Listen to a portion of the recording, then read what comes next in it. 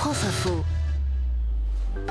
Allez, souvenez-vous, c'était en septembre dernier le début de l'affaire Lactalis. Une vingtaine de bébés malades après avoir consommé du lait infantile. Pour comprendre, une commission d'enquête parlementaire a été créée. On en parle sur France Info avec l'invité du 11-13, Richard Ramos. Bonjour. Bonjour. Vous êtes député MoDem, donc de la majorité, député du Loiret et aussi vice-président de cette commission d'enquête parlementaire. Alors on parle de tout ça dans quelques instants avec vous. D'abord, on va faire la chronologie de cette affaire Lactalis. C'est avec Caroline Sins.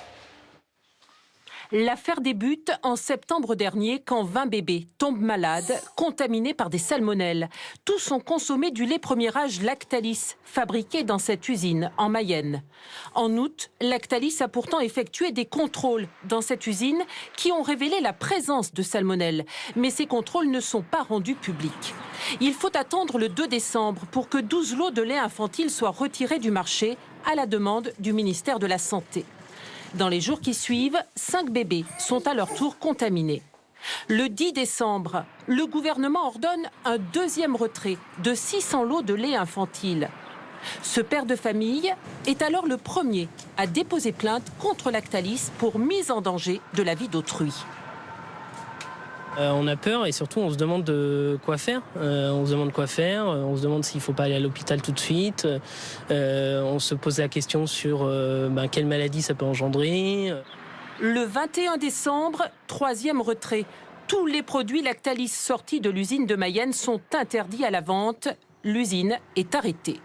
Les laits infantiles incriminés doivent être retirés des rayons des pharmacies et de tous les supermarchés. Pourtant, le 2 janvier, une mère de famille achète ce lait dans un magasin Leclerc dans le Nord. Plusieurs enseignes de grande distribution reconnaissent avoir mis en vente ces produits, pourtant interdits. Dans un communiqué, Auchan met en cause Lactalis.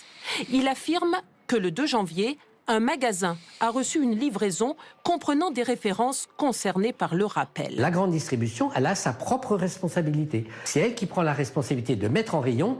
On nous dit, oui, c'était les fêtes, on avait plein de choses à faire. Oui, la priorité, c'était de vendre plutôt que de s'assurer de la sécurité des consommateurs. Le parquet de Paris a ouvert une enquête préliminaire pour blessures involontaires et mise en danger de la vie d'autrui. Alors Richard Ramos, on l'a entendu, la justice a donc été saisie dans cette affaire Lactalis. En parallèle, il y a cette commission d'enquête parlementaire. Quelle est son utilité finalement ? L'utilité, c'est simplement de comprendre déjà ce qui s'est passé et faire en sorte que ça ne se reproduise plus. Donc la commission d'enquête qui est parallèle, j'ai envie de dire, au judiciaire. Ça ne fait pas doublon. Pas du tout. On veut savoir ce qui s'est passé et comment on va mettre des choses en place qui feront que ça ne se reproduira plus. Et c'est ça l'important. Justement, il y a eu des défaillances dans cette affaire. Toute affaire, on doit sortir grandi, on peut dire, de toute affaire. Que peut-on imaginer comme évolution pour que ça ne se reproduise plus ? Bien, il faut par exemple que sur les autocontrôles, on puisse faire en sorte que quand une entreprise est contrôlée, le laboratoire qui contrôle, s'il y a un problème, il envoie directement les résultats du problème à la DGCCRF. Et je porte un amendement dans ce sens-là. Je ne suis pas sûr que je sois soutenu. Mais il faut faire en sorte que ça aille vite. Parce qu'on voit que c'est la vitesse. Aujourd'hui, ce n'est pas le cas. Aujourd'hui, ce n'est pas le cas. Aujourd'hui, on prévient l'entreprise. Mais l'autocontrôle, elle peut être aussi, elle est aussi cliente. C'est-à-dire que c'est Lactalis, par exemple, qui va payer l'entreprise, qui va faire l'autocontrôle. Et donc, c'est à la fois bizarre comme situation. C'est un rapport du fort peut-être au faible. Et donc, il faut, quand il y a un problème, que immédiatement, et c'est ce que je défends, il faut immédiatement que la DGCCRF soit aujourd'hui prévenue.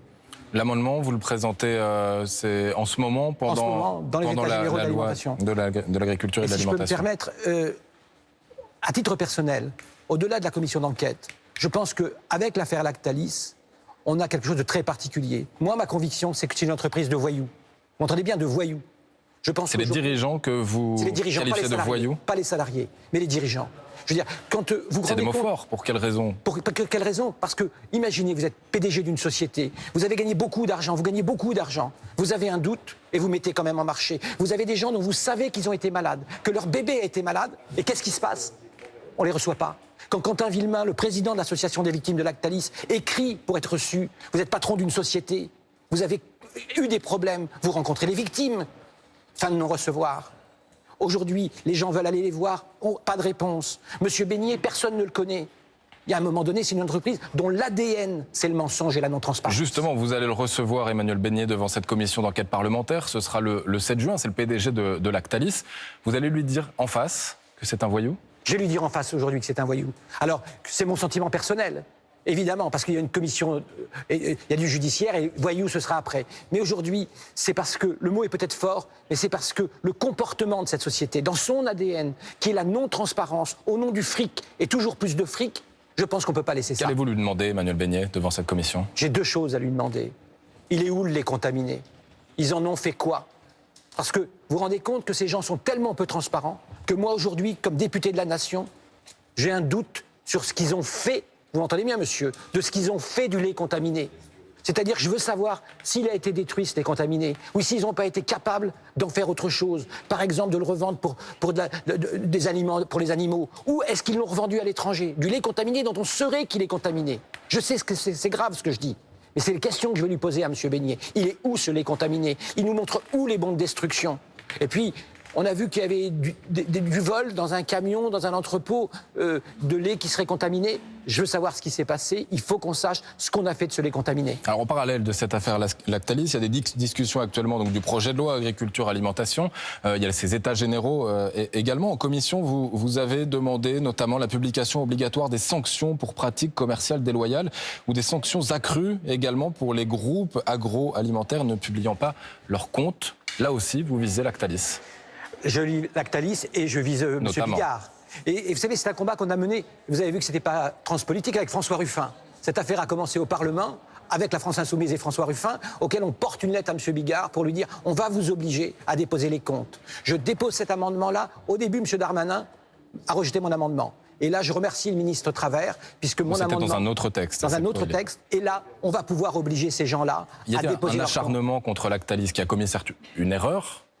Mais est-ce qu'il y a un acharnement, du coup, aujourd'hui, des députés avec également donc, cet amendement aujourd'hui ? Mais c'est pas que le Lactalis. Moi, j'ai démarré cette affaire-là sur le dépôt des comptes avec M. Bigard. Mais comment on peut imaginer en France qu'on a un paysan qui se suicide tous les 3 jours, qu'on a un paysan sur 2 qui gagne moins de 350 euros par mois, et que on ne pourrait pas, aux industriels de l'agroalimentaire, leur demander leur compte pour qu'on répartisse mieux la marge entre notre monde agricole qui crève et ces industriels qui se goinfrent de fric tous les mois de plus en plus. Merci Richard Amos d'avoir été notre invité sur France Info. Restez avec nous dans quelques instants. L'info avec Léo Chaput, d'abord la météo.